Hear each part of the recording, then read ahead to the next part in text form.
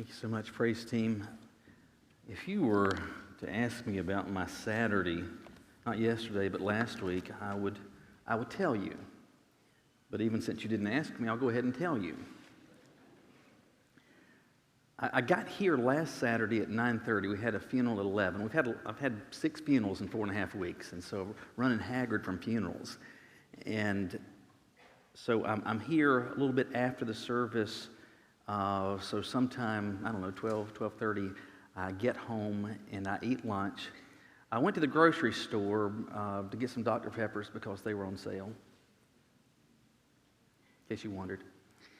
Came back home and was starting to work on, and a lot of times I'll come over here on Saturday night, but this particular Saturday I was using my laptop and laying out the stuff that I need to for Sunday, so the stuff that goes to the message announcements, that kind of stuff. Anyway, as I'm doing this, I'm noticing that the computer is increasingly having some difficulties. And I have been connected to the internet, and now I'm not. I can't connect to the internet. And so I start troubleshooting. This takes a little while. And you know, if you're trying to fix a computer problem, that always makes you feel good inside. And so I'm experiencing that, and it keeps progressing, and I've removed drivers, I've done all kinds of stuff. Finally, I discovered there's a problem with this machine on the motherboard. And so I need to replace it. I use this thing every day, I really do. So at that point, I thought, I'm going to go to Costco. Caroline had the littles somewhere. And so I texted her and I said, hey, I'm going to Costco. If there's anything that you need, let me know. So I went to Costco on a Saturday, which not recommended.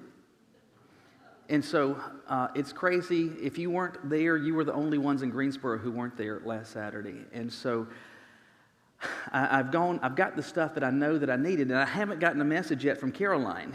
And so I guess she doesn't need anything, or she hasn't seen the message. Nevertheless, I make my way to the front, and I wait in line, and I'm literally putting my stuff on the conveyor belt, and I feel a buzz on my watch. Can you get a rotisserie chicken and some bread? And yes. All right, so I take my stuff off, and then I go back, parting the Red Sea of people, and I get this stuff. And now I make my way back to the front, and I wait. I'm in line at this point when Caroline calls me on my cell phone, and she says, are you still at Costco? I was thinking about it. If we had hamburgers, if you got some hamburger buns, I said, I'm sorry, I can't do it again. I just can't. I just can't. So anyway, I pay for my stuff. I get out of Costco. And getting out of Costco is one thing. Getting out of the parking lot is different. Escaping Alcatraz is much easier than getting out of that parking lot, especially on a Saturday. So finally, I get out of that. I get home, and I'm trying to get this computer set up so I can get my stuff finished. And that's always exciting, right? When you're trying to think about this. But then we've got 6 kids, and the littles are back home, and so they're like fussing, and I'm fussing, and so you got all this tension. Besides that, all I ate for lunch that day is some cottage cheese, and I'm kind of hungry. And so and there's nothing worse if you're angry than being hangry. And so I'm experiencing that. This is taking longer than I think that it should. But Caroline is in the kitchen. I can smell that supper is just around the corner, and I'm excited because I'm so hungry, and I'm ready to eat, ready to be done with all this. And then my cell phone rings. And Nathan was part of a group that had gone from the school to do a worship service over at Church Under the Bridge. Some of you may be familiar with that. There's a ministry that does worship services, among other things, on Saturday evenings for the homeless in that particular community. Anyway, he calls me kind of in a frantic. He said, my car got towed. I said, what? He said, my car got towed. And so I said, oh, okay. I think it's... So I voiced my frustrations, and I said, there'll be a sign somewhere around there that has a picture of the tow company. Take a picture of that and send it to me. I'm going to come pick you up, and we'll go get the van out of Hawk. And so I get the text. I pick him up, and then we have to head over to the other side of the world, apparently, wherever they had this car impounded. And we get there, and it's a place called Gotcha Towing.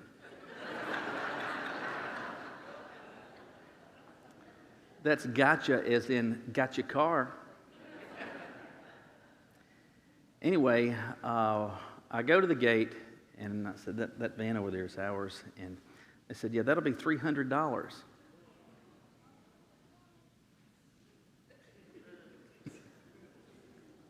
Cash. Like, what? How about I give you some blood? I mean, like, really? I mean, who has... Honestly, if you're like me, if you have a $20 bill in your billfold, you feel like... And so, but I've got like $1 in my billfold, and they're wanting cash. I said, you don't take a card or anything? No, we don't take only cash.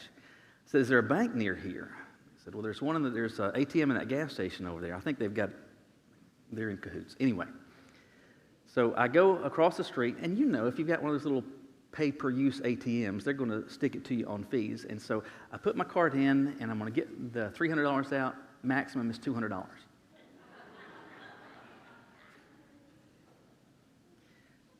Plus the convenience fee.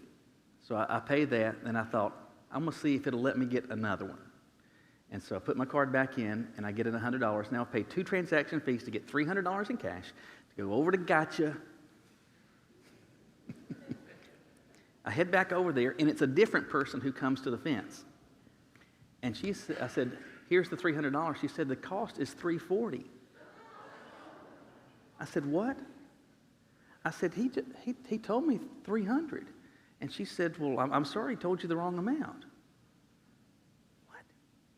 I said, the reason I have $300 is because he told me that. I paid 2 transaction fees. I've been over here with this dumb gas station. I listen, and at this point, like, I am nice, but inside I'm like, what? I said, listen, you got me over a barrel, and I've got to pay what I've got to pay. I said, but that's what he told me, and it just doesn't seem fair. It's bad enough the $300. She said, okay, I'll do it for that. So, happily ever after, we get the van, come back. It's almost 8 o'clock, and I'm hungry. Last Sunday, if you said, Michael, how was your weekend? I'd say, pull up a chair.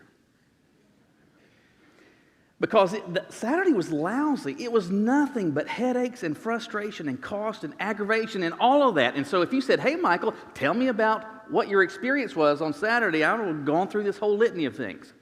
All right, as aggravating as that was, as frustrating as that was, as expensive as that day became, imagine if you were to ask Jesus on Sunday, tell me about the last few days. On the heels of a betrayal, an arrest, a beating, a crucifixion, and a burial. Like, if you were to ask me tell me about the last few days, tell me about all this Easter stuff, I'd say pull up a chair. And I would begin to whine and moan, and I would say it was so horrible. You wouldn't believe how terrible it was. All of this stuff. That's what I would say. Maybe that's what you would say. But here's the question. What would Jesus say if you were to say, hey, tell me about Easter? Tell me about Easter. Here's the thing. We actually have record of what Jesus says about Easter. And it was on that first Sunday, on that Easter Sunday, on the day that started with people finding the empty tomb, he has a conversation. We've been throughout this month looking at a series of conversations that Jesus has in Luke's gospel. And one of the final conversations he has occurs on what we know as Easter Sunday. What does he say about, how does he describe what happened as part of the Easter story? Look with me in your Bibles today to Luke chapter 24. Luke 24, we start reading with verse 13. Luke 24, verse 13. Now the same day, 2 of them were on their way to a village called Emmaus, which was about 7 miles from Jerusalem. Together they were discussing everything that had taken place. And while they were discussing and arguing, Jesus himself came near and began to walk with them. But they were prevented from recognizing him. And then he asked them, what is this dispute that you're having with each other as you're walking? And they stopped walking and they looked discouraged. The one named Cleopas answered and he said, are you the only visitor in Jerusalem who doesn't know the things that have happened in these days? What things? Jesus asked them. So they said, the things concerning Jesus of Nazareth, who was a prophet, powerful in action and speech before God and all the people. How our chief priests and our leaders handed him over to be sentenced to death. They crucified him. But we were hoping he was the one who was about to redeem Israel. Besides all this, it's the third day since that happened. Moreover, some of the women from our group astounded us. They arrived early at the tomb, and when they couldn't find his body, they came and reported they had seen a vision of angels who said he was alive. And some of those who were with us went to the tomb. They found it just as the women had said, but they didn't see him. They didn't see Jesus. And Jesus says to them, "How foolish and slow you are to believe all the prophets have spoken. Wasn't it necessary for the Messiah to suffer these things and enter into his glory? Then beginning with Moses and all the prophets, he interpreted for them the things concerning himself in all the Scriptures." This tells us what Jesus would say about Easter. This is what he tells us about the Easter story because we have the conversation recorded. And what he tells us is this: it was part of a foretold plan. That Jesus wants us to know that all of this was part of a plan that was foretold by God, that he announced that these things were going to happen. Now, what we have read here occurs obviously on what we know as Easter Sunday. And Luke's Gospel in chapter 23, it finishes with the burial of Jesus. And what we know as Good Friday was anything but good for Jesus. And the night before had encompassed his betrayal. He's been arrested. He has been through a series of mock trials. He's been beaten almost to death. It was what, for many who had experienced this, a lethal level of beating. But then he carries his cross up this hill. He's nailed to it. He hangs there for hours until he breathes his last. And Jesus is dead at the end of chapter 23. 3 days later, it's actually the third day. So you have Friday, Saturday, Sunday. So it's on the third day that we read this account where these women go to the tomb. They're going to perform one last act of respect and honor for Jesus, and that's to anoint his dead body with perfume and spices. But there's no dead body there. In fact, there's just the empty grave cloths. And an angel says, "He's not here, he is risen." Word is spreading about that. And so anybody that had been connected to Jesus, they're starting to hear about this. And people some of them are saying, "Are you sure? Are you sure?" In fact, this passage even tells us that some of them have gone, that they wanted to make sure this thing is empty themselves. After all, there were Roman guards that were posted at this sealed tomb. Let's go see what they say. Anyway, you've got these two guys that are walking. One of them is named Cleopas, and they're walking to Emmaus from Jerusalem. Why are they headed there? Maybe that's where they live. I don't know. Maybe there was a Darius. I have no idea. But they are headed to Emmaus. It's about 7 miles. And so if you've got 7 miles to walk, you've got, 9 or 10 hours, right?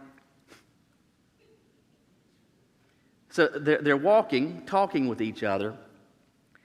And it stands to reason that they're going to be talking about what is at the forefront of their mind. And what's at the forefront of their mind is the stuff that has just been happening over the past few days. And it seems like they are just leaving Jerusalem. And as they are leaving Jerusalem, I don't know how this works, but Jesus somehow, maybe it is that he comes out of a building and there's other people around or whatever, but Jesus is walking along with them. A few things that we know.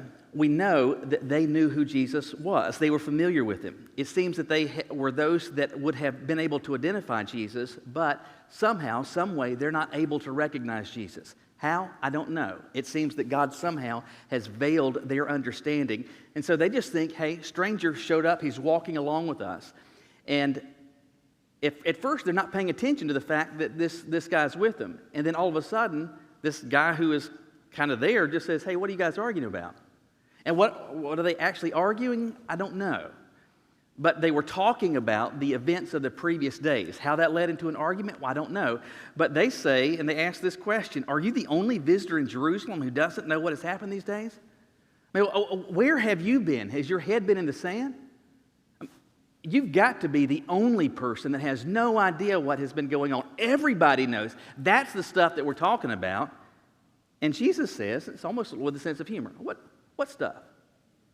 What things? And it says that they started telling their story. And they started describing how this Jesus of Nazareth came, and he represented power in action and in speech. He would do amazing things. He would say authoritative things. And the religious leadership, they hated him. They couldn't stand him. And ultimately, they brought about his crucifixion, but we were hoping that he was the one who was going to redeem Israel. We were thinking he was the one that God would somehow liberate us from Roman oppression. We could be chief among the nations again. We would be our own identity, our own people, have our own flag, have our own everything. That's what we were hoping. But they crucified him. And 3 days have passed.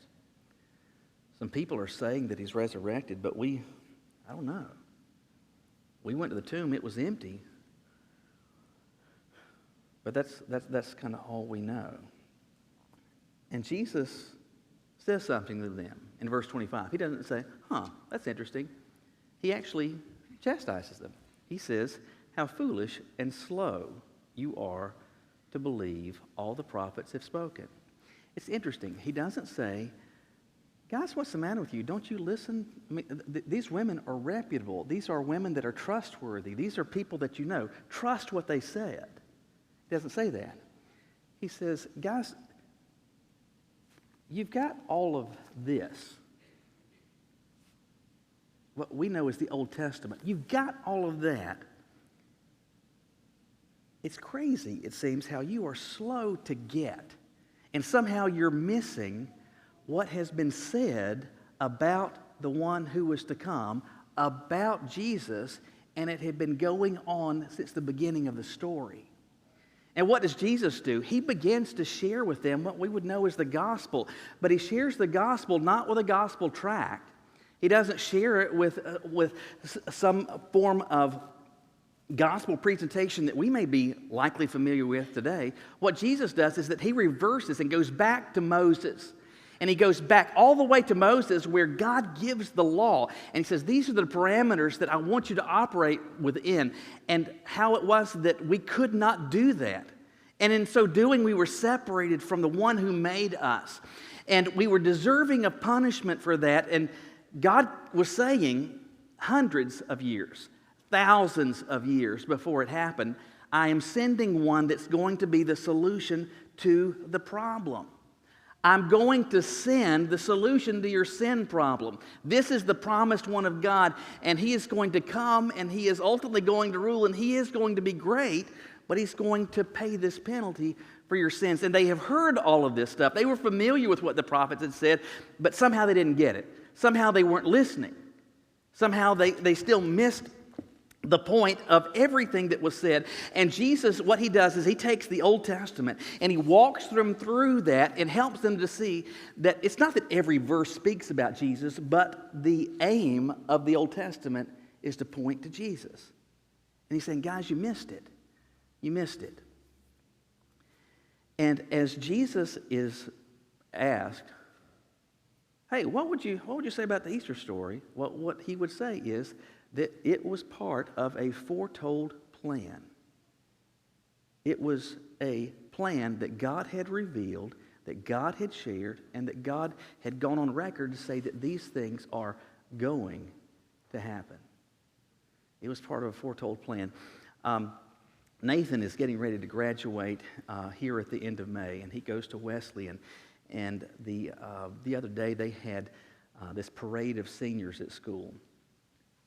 And how that worked is that the seniors all had their caps and gowns on, and they walked through the elementary sections, in particular with the kindergarten and first grade. And that's kind of cool. If you're like a kindergartner or a first grader, you're like, man, look at these big people. And they're kind of painting for the picture of the kids, hey, this is the goal. This is what you want to experience. And I had seen that they were live streaming this on Facebook, and I don't know who it was, but somebody just had their cell phone on, and they were going to be showing this. Well, this is by the time John gets around, we'll be like, yeah, whatever. But this is our first, this graduating high school, and so I wanted to see this. And so I'm sitting there watching, and it's supposed to start at this particular time, and you can see this live stream. You've got kids on either side of the hall, and they keep being told, hey, it's going to be just a minute long. They're getting ready to come. They're getting ready to come. They're getting ready to come. And the camera is watching that door. It's watching that door. It's watching that door. And then all of a sudden, it does this. Oh, they're coming this way.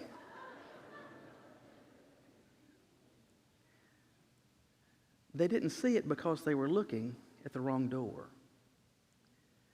What Jesus is trying to help Cleopas and his friend understand is that so many, they were looking for the wrong door. What they had in mind and what they were expecting is not what God had said was going to happen, and they weren't paying attention to what God had said. And he wanted them to realize, hey, this is part of a foretold plan. Now, why would God want us to know that? Why would Jesus, in describing the events that are so significant on that Easter, why would he point to all the stuff that the Old Testament had said? Because he wants us to trust him. He wants us to trust the one who made us and devised and implemented and brought into fruition this plan. And he wants us to know that if he could go on record and say, all these things were going to happen, I can trust him with my today. I can trust him with my tomorrow. In fact, I can trust him with my future. I can trust him with my eternity. And what Jesus does is that he causes all the stuff of the Old Testament, all of a sudden now, it makes sense. It's as if the blinders have been pulled off. They can see clearly, oh, this was part of a foretold plan. But Jesus says something else or communicates something else about the Easter story in this conversation, and that's this. The plan involved all the essential parts. The plan involved all the essential parts. As you have this going on, it's interesting. You have two guys talking about what they think is a dead Jesus to a live Jesus, even though they're spiritually dead, seemingly at this point. And Jesus causes all this to make sense. And he says to them in verse 26, as he's unpacking the Old Testament for them, as he's causing them to see clearly what God has been doing, he says this. He says, wasn't it necessary for the Messiah to suffer these things and then enter his glory? Jesus wants them to see that there are essential parts to the story. And there's two essential parts, suffering and glory. And suffering comes before glory.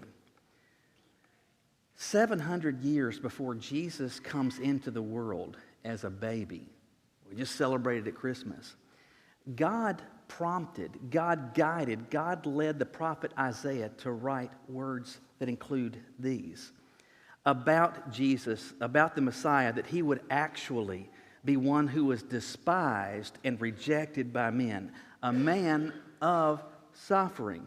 He would actually bear our sicknesses, our pains, but Isaiah said we would regard him as stricken, struck down by God and afflicted. Isaiah said that he would be bruised for our iniquities, that he would be pierced for our sins, that he would be crushed because of our iniquities, and the punishment for our peace with God was on him, and it's by his stripes that we would be healed. It would be by his suffering that we would be made right with God. He says that God, 700 years before Jesus ever cried as a baby, God used Isaiah to say that God would lay on him, on this promised one, the iniquity of us all, the sin of us all, that he would be like a lamb led as a sheep to the slaughter, silent before its shearer. And Isaiah said, after his anguish, he will see light and be satisfied, that his righteous servant will justify many and will carry their iniquities. There are stacks of other places in the Old Testament that drive this point home, but Isaiah is being used by God so clearly to say this: the promised one of God comes, there's suffering, and then there's glory. What did they think? What were they hoping? You see it. Verse 21, we were hoping he was the one that was going to redeem Israel. They want the Messiah to come up, and what do they want? They want glory. They want stuff to be made right. They want everything to be made well. They want everything to be good. They want everything to be fixed. And Jesus is explaining, hey, this was part of a foretold plan that included its essential parts, suffering and glory. They had been looking at the wrong door, looking at glory when they should have been looking for suffering. And Jesus is communicating, hey, this was part of a plan that God had revealed, and both of these are essential parts. Why is that? Why is that? I don't know if you've paid much attention to these banners that are up here. It kind of tells the Passion Week. You've got Hosanna in the highest, that's Palm Sunday. You've got In Remembrance of Me, that's the Passover meal, the Last Supper. Then you have the cross, it is finished. And then you have Christ is risen. The end of the story represents glory. The end of the story represents glorification. The end of the story represents people seeing Jesus for exactly what he is. That he's the conqueror of death, that he is victorious over death, that he's the one that is the source of life, that he is all of these things. But to get there, you go through this. Suffering comes before glory. Why does that matter? Because of this. If Jesus showed up as a king, if Jesus showed up as a conqueror, if Jesus showed up fully revealing who exactly he was without this other, that it is finished would be descriptive of me. That it is finished would be descriptive of you. Because if there was no suffering, there was no payment for our sins. The Bible tells us that he who knew no sin was made sin for us, that we might become the righteousness of God in Christ. Suffering and then glory. Why does that matter? I think for two reasons. One, it drives home the essential facts of the story that Jesus suffered. He paid a price, but then he experienced victory over death, and he offers these as a free gift. But it also reminds us of this, that those who have a relationship with Jesus, the longer it is that you know him, the longer it is that you walk with him, the more it is that you seek to follow him, the more it is that you'll do what? You will share in what he experienced. And let me just tell you that Jesus wasn't joking when he said, in this world you will have trouble. Jesus told his disciples, he said, they hated me without cause. Do not be surprised. And somewhere, as part of American culture, we've drunk the Kool-Aid that says, hey, somehow we get to bypass the difficulties of life. And that's carried over into the Christian church, into the Christian life, where we think, well, everything should be just fine. But the more it is that you're more like Christ, the more it is that you follow him, the more it is that you'll see before the glory comes the suffering.